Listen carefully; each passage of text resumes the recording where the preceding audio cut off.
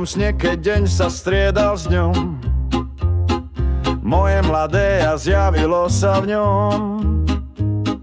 Mladé ja na prahu dospelosti, staré ja po rokoch skúseností. Oproti sebe v hmle času stáli, v očiach otázky aj údiv malý. Otázky aj údiv malý. Mladé ja chce poznať, čo ho čaká. Nemá strach, nemá nič, čo ho láka.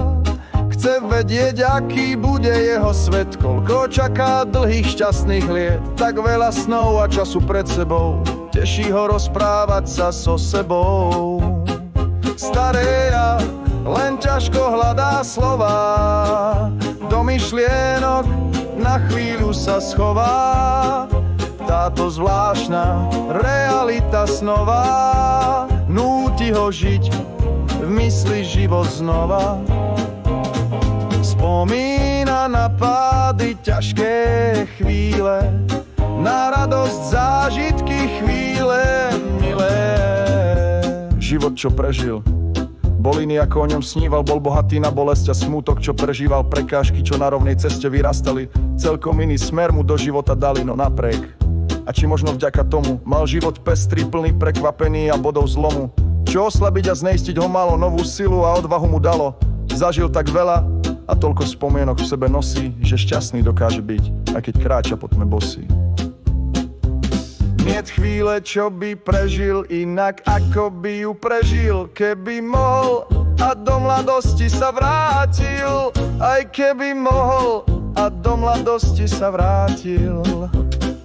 Mladé ja na odpovede čaká, slza v oku starého ho laká. Zlého niečoho má sa obávať, pre budúcnosť svoju sa sužovať. Starú tvár skriví náznak úsmevu, nebude ti veru vždy do spevu.